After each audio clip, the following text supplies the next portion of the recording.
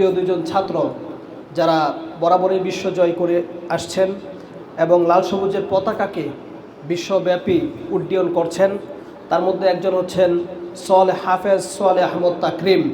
আল্লাহ তাআলা তার জীবনটাকে কোরআনের আলো দ্বারা আলোকিত করে দেন, পড়ি আমিন। পাশাপাশি আরও উপস্থিত আছেন আনাস মাহফুজ, যিনি কিছুদিন আগেই বিশ্ব জয় করে এসেছেন। লাল সবুজের পতাকাকে বাংলাদেশের বাইরে যিনি পথ করে উড়ানোর মতো যোগ্যতা দেখিয়েছেন, সেই আনাস মাহফুজ আমাদের সামনে উপস্থিত হয়েছেন। আল্লাহ তাআলা তার জীবনটাকেও কোরআনের আলো দিয়ে আলোকিত করে দিন, পড়ি আমিন। এই মুহূর্তে প্রথমেই আমাদের সম্মানিত নাইম স্যার, তিনি আনাস মাহফুজকে ফুল এলো শুভেচ্ছা দিয়ে, ফুল দিয়ে তিনি বরণ করে নিচ্ছেন। নাইম স্যার, আনাস মাহফুজকে বরণ করে নিচ্ছেন আমাদের প্রতিষ্ঠানের vice principal Naim Tanvir. Naim Tanvir sir Anas মাহফুজকে ফুল দিয়ে বরণ করে নিচ্ছেন, মারহাবা। তারপরে এদিকে আসে, পাশাপাশি আমাদের বিশ্বজয়ী হাফেজ সোয়ালে আহমদ তাকরিমকে ফুল দিয়ে বরণ করে নিচ্ছেন আমাদের প্রতিষ্ঠানের vice principal Naim Tanvir sir, মারহাবা। সকলে পড়ি মারহাবা, সকলে পড়ি মারহাবা। আজকের এই যে সময়টি, এরকম একটি জায়গায়, এরকম একটি অবস্থানে যেন আমাদের প্রতিষ্ঠানের প্রত্যেকটা বাচ্চাকে যেন বিশ্ব জয় করে এসে এরকম নানান প্রতিষ্ঠান থেকে, নানান জায়গা থেকে যেন ফুল সহ নানান উপহার পেয়ে তাদের জীবনটাকে আরও শানিত ধারালো করতে পারে, আল্লাহ তাআলা সেই তৌফিক দান করুন, পড়ি আমিন। সর্বশেষ আমাদের যিনি কারিগর, বিশ্বজয়ী হাফেজ তৈরির যে কারিগর, যিনি সকল সময় তার মেধা, প্রজ্ঞা এবং বিচক্ষণতার মাধ্যমে গোটা বিশ্বব্যাপী ইসলাম এবং কোরআনকে ছড়িয়ে দেওয়ার জন্য কাজ করে যাচ্ছেন, তিনি আমাদের প্রতিষ্ঠানের সম্মানিত প্রিয় ভাজন এবং আমাদের শ্রদ্ধেয় বড় ভাই আল্লামা হাফেজ আব্দুল্লাল মামুন সাহেব। আব্দুল্লাল মামুন সাহেবকে ফুল দিয়ে বরণ করে নিচ্ছেন নাইম তানভীর স্যার, মারহাবা। সকলে বলি মারহাবা, মারহাবা, মাশাআল্লাহ।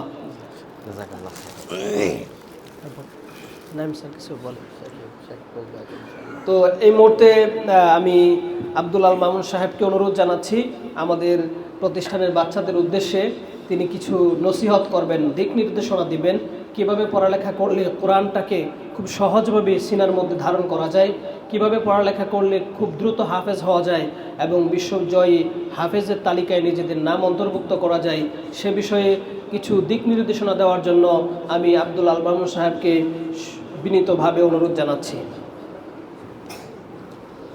আলহামদুলিল্লাহি রাব্বিল আলামিন। قال الله تعالى في كلامه المجيد ثم أورثنا الكتاب الذين اصطفينا من عبادنا فمنهم ظالم لنفسه ومنهم مقتصد ومنهم سابق بالخيرات بإذن الله ذلك هو الفضل الكبير। তো আজকে আমাদের শুক্রবারে এমনি সকালে ক্লাস হওয়ার কথা ছিল, তাই না? হ্যাঁ, তো আমাদের শুক্রবারের ক্লাস, তো আমাকে তো হুজুর বলছিলেন যে তিনজনকে নিয়ে আসার জন্য। একজন হচ্ছে হাফেজ মুয়াজ মাহমুদ, বয়সে সবাই বড়, তারপরে সোয়ালে আহমদ তাকরিম, আনাস মাহফুজ, তিনজনকে। তা আসলে গতকালকে রাতের বেলা এই মুয়াজ মাহমুদ আর সোয়ালে আহমদ তাকরিম এরা ফজরের পরে আসছে ঢাকাতে, সারা রাত গাড়িতে ছিল, ঠিক আছে। এই জন্য পরে আমি স্যারকে বললাম, স্যার মনে হয় আর আসতে পারবে না। পরে দেখি যে কোনো রকম ঘুম থেকে উঠায় নিয়ে আসতে পারছে। তো এটা আসলে কোনো দাওয়াত না, এটা বাস আমরা জিয়ারা করার জন্য, তোমাদেরকে দেখার জন্য আমরা আসছি। হুজুর আমাকে নির্দেশ দিয়েছেন, কারণ আরবিতে একটা প্রবাদ আছে, আল আমরু ফাওকাল আদাব। এই চ্যাটটা তো ওনাদের, কিন্তু যখন কেউ নির্দেশ করে তখন কি করতে হয়? নির্দেশ পালন করা কি আদবের চেয়ে আরও উপরে, ঠিক আছে। তো হুজুর যেহেতু বলছেন দু একটা কথা বলার জন্য, আমি দু একটা কথা তোমাদেরকে বলবো ইনশাআল্লাহ। কোরআনুল কারীম এর হাফেজ সবাই হতে পারবে না, কারণ আল্লাহ সূরাতুল ফাতিরের ভিতর বলেছেন সুম্মা আওরাসনাল কিতাব আল্লাযীনা ইসতাফাইনা মিন ইবাদিনা। আল্লাহ বলতেছেন এই কোরআনের ওয়ারিস, কোরআনের উত্তরাধিকারী আমি শুধু তাদেরকেই বানাবো আমার বান্দাদের ভিতর, যাদেরকে আমি নির্বাচন করব, যাদেরকে আমি সিলেক্ট করব, তারাই শুধু কোরআন হাফেজ হতে পারবে, সবাই হতে পারবে না। অতএব আমরা যারা ওদের কিছু কথা বলছিলাম তোমাদের সাথে, যে প্রতিদিন পারলে 2 রাকাত নফল নামাজ পড়া, না হলে 2 মিনিট দোয়া করা। ঠিক আছে, আল্লাহ যেন আমাদেরকে কী বানান, কোরআনের হাফেজ বানান। কোরআনের হাফেজ হওয়া অনেক বড় সৌভাগ্যের বিষয়। একজন মুমিনের সবচেয়ে বড় আকাঙ্ক্ষা এবং ইচ্ছা থাকা উচিত যে আমি কী হব, প্রথমে কোরআনের হাফেজ হব। কোরআনের হাফেজ হওয়ার ক্ষেত্রে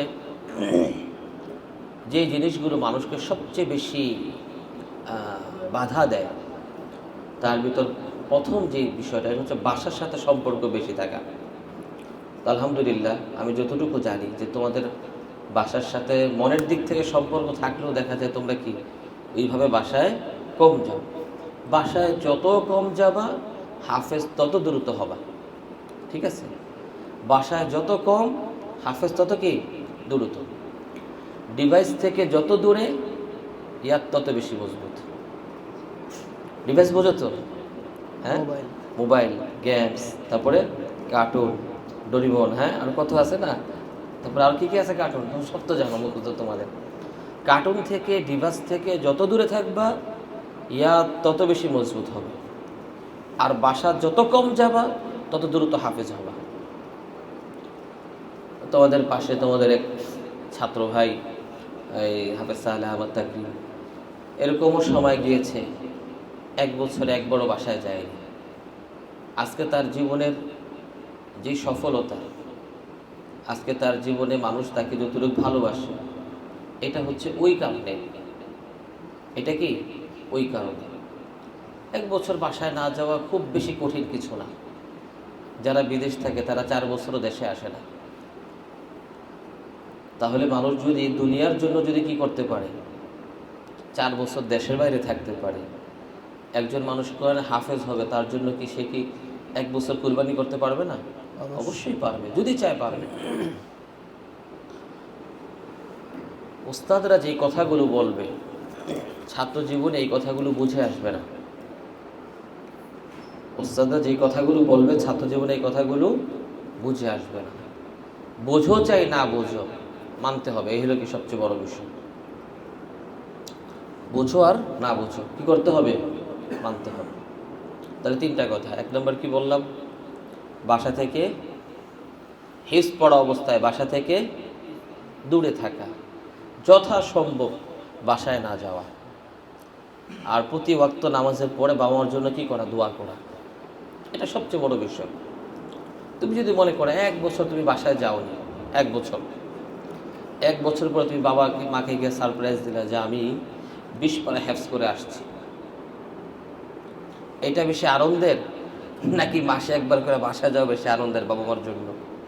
হ্যাঁ, যদি কে বলতে পারো যে আমি 1 বছর একদিনও আসিনি, এই যে রমজানের পরে গিয়েছি, অথবা আমি জানুয়ারিতে গেছি, আরেক ডিসেম্বর আমি আসছি, এই 1 বছর আমি 20 পারা হেফজ করছি, তোমার বাবা মার মনটা এত বড় হয়ে যাবে। তখন তারা ভাববে যে সন্তান নিয়ে আমার আর টেনশন করার কোনো দরকার নেই। এটা বেশি আনন্দের। 2 নম্বর, যখনই বাসায় যাবা ডিভাইস থেকে দূরে থাকা। ওদিনও বলছিলাম একটুখানি যে পাকিস্তানের অনেক বড় একজন আলেম, উনি গবেষণার পরে একটা লেকচার দিয়েছেন যে ডিভাইস, মোবাইল, ফেসবুক, ইনস্টাগ্রাম, যা কিছু বলো, তারপরে বিশেষ করে তোমার কার্টুন, হ্যাঁ, এই যে এগুলো আছে, ওনার গবেষণায় উনি বলতেছেন যে এর ভিতর ব্ল্যাক ম্যাজিক আছে, কালো জাদু আছে।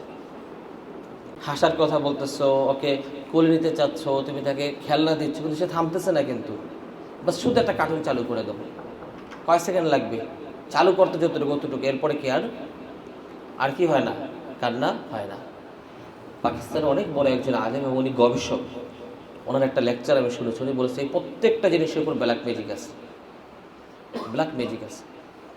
অন্যথায় একজন মানুষ এক মোবাইলের উপর মনে করো 15 ঘন্টা সময় পার করে দিচ্ছে, 15 ঘন্টা, অথচ এই লোকটাকে একটা কাজ দিলে সে 5 মিনিট পরে উঠে যাচ্ছে। একটা মুভি দেখতে বসে 3.5-4 ঘন্টা বসে আছে, সে লড়তেছে না। খেলা দেখতেছে 4-5 ঘন্টা বসা, 2 ঘন্টা 1.5 ঘন্টা একসাথে বসা, 1 মিনিটের জন্য উঠতেছে না। এই ব্যক্তি মসজিদে 4 রাকাত নামাজে দাঁড়ায় কত কিছু করতেছে, একবার এরকম করতেছে, একবার ওরকম করতেছে, আবার দেখতেছে কয় মিনিট দেরি হচ্ছে। এইগুলো থেকে যত দূরে থাকতে পারবো বাবারা, তত কি কোরআন শরীফ মজবুত থাকবে। খেলাধুলা নিষেধ না, খেলাধুলা করতে হবে, মন মতো খেলাধুলা করতে হবে।